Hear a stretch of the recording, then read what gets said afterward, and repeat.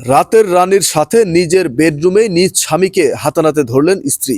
স্ত্রীর অভিযোগ সম্পূর্ণভাবেই অস্বীকার করছেন তার স্বামী। দর্শক, চলুন জেনে আসি সত্যটা কি, মূলত ঘটনাটা কি একটু আপু বলেন তো। এই লোকটার সাথে দেখতেছেন না, ওর সাথে বিয়ের পর থেকে একটা দিন আমি শান্তিতে থাকতে পারি নাই। প্রতিদিন ঝগড়া মারামারি হয়েই থাকে। আজকে সকালে সেম একই ঘটনা হয়েছে। তো মারামারি করছে অযথা, কোনো কারণ ছাড়াই মারামারি করছে। আমি চলে গেছি বাপের বাড়ি। বিকাল টাইমে দেখি মনটা একটু ভালো হয়েছে, তো ভাবলাম বাসায় চলে যায়। এরকম তো হয়েই থাকে সবসময়। তো আর সে একা একা থাকবে, মানে ওকে দরদ দেখাতে আইসা আইসা দেখি যে ওই মাইয়া নিয়ে বেডরুমে আছে। আমি ভাই যদি কিছু বলি যে আমাকে নিয়ে ঘুরতে যাও, আমাকে এটা এনে দাও, ওইটা এনে দাও, আমার এটা লাগবে ওটা লাগবে, বিশ্বাস করেন আমাকে একদম সহ্য করতে পারে না। কেন করতে পারে না, আজকে ঘটনা আমি পাইছি সম্পূর্ণ, ওই যে চোখের সামনে ধরা পড়ছে। আর ওই যে মেয়েকে নিয়ে এখানে আছে, ওই অন্য কেউ না, ওই আমার বান্ধবী, খুব কাছের একটা বান্ধবী।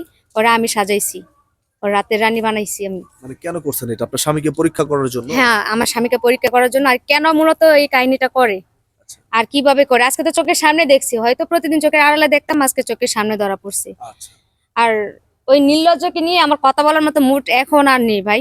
আচ্ছা, এখন এই যে ভদ্রলোক, আপনি যেই কাণ্ডটি ঘটালেন, এরকম একজন রাতের রানী নিয়ে আপনি ঘরে এসে তার সাথে সময় কাটাচ্ছেন আপনার নিজের বেডরুমে, এই বিষয়টা আসলে কি উচিত না অনুচিত? বিশ্বাস করেন ভাই, আমি এই মেয়েকে চিনিও না। আমি অফিস থেকে ফিরতেছিলাম, ও রাস্তার পাশে দাঁড়াইছিল। ওই মেয়ে আমাকে বলছে যে আমার তো বাড়ি ঘর অনেক দূরে, আমার আজকে থাকার মতো কোনো জায়গা নাই, তা একটা একটা রাতের জন্য আমাকে একটু আশ্রয় দেন। ঠিক আছে, আমি সকাল হলেই চলে যাব। এই কারণে আমি এই মেয়েকে নিয়ে আসছিলাম। হ্যাঁ, এই জন্য তুমি, আমি আর তুমি যে বেডে ঘুমাই, এই বেডে ওকে নিয়ে শুইছো কেন তুমি? মানছি মেয়েটা বিপদে পড়ছে, এই জন্য একই বেডে তুমি কেন ঘুমাইবা? তা তো অবশ্যই, তা তো অবশ্যই। ভাই আসলে তো শোয়া তো অবস্থায় ছিলাম না। উনি আশ্রয় চেয়েছিল, আমার রুমে তাকে আশ্রয় দিছি। ঠিক আছে, তো আমার বউ যেটা বলতেছে একটু বেশিই বলতেছে ভাই। আচ্ছা, আমরা একটু এই রাতের রানীর কাছ থেকেই জানার চেষ্টা করি। আসলে আপনি যেই ভদ্রলোকের সাথে আজকে সময় কাটাচ্ছিলেন, উনি কি আপনার পূর্ব পরিচিত, বা আপনার এই ভদ্রমহিলা যেটি বললো সেটিকে সত্য? আপনি কি তার বান্ধবী? হ্যাঁ, অবশ্যই আমি ওর বান্ধবী। আমি মূলত আমার মূলত বান্ধবীর ঘটনাটা কি হয়েছিল একটু বিস্তারিত আচ্ছা, বলেন। আমি আমার বান্ধবীর সাথে অনেক পরিচিত, অনেক আগে থেকেই। তো একদিন আমারে বলল কি, বান্ধবী আমার স্বামী আমার অনেক অত্যাচার করে। কেন করে আমি জানি না, কিন্তু তুই আমার একটু হেল্প কর।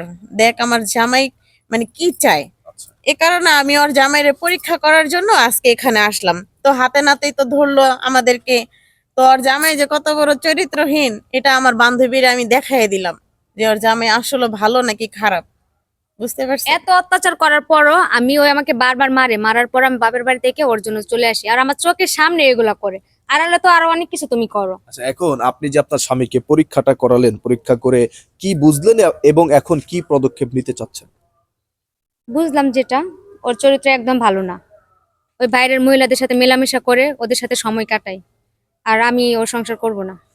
দর্শক, আপনারা দেখতেই পারলেন আজকের ঘটনাটি। মূলত বিষয় যেটি হয়েছে, এই ভদ্রলোক তার স্ত্রীর সাথে ঝগড়াঝাটি করে অন্যান্য রাতের রানীদের সাথে সময় কাটায়, রাজা হিসেবে নিজেকে দাবি করেই মূলত রাতের রানীদের সাথে সময় কাটায়। তো এই ধরনের চরিত্রহীন পুরুষ যারা আছেন, তারা অবশ্যই আপনাদের এই বদ চরিত্রকে ত্যাগ করে ভালো পর্যায়ে ফিরে আসুন। তা না হলে এরকম কপালে দুর্দশা ছাড়া কখনোই ভালো কিছু জুটবে না। শেষ সময় এই ভদ্র মহিলার মতো আপনার স্ত্রীও আপনাকে ডিভোর্স করে দিয়ে চলে যেতে পারে। সবাই ভালো থাকবেন, চরিত্র ঠিক করবেন।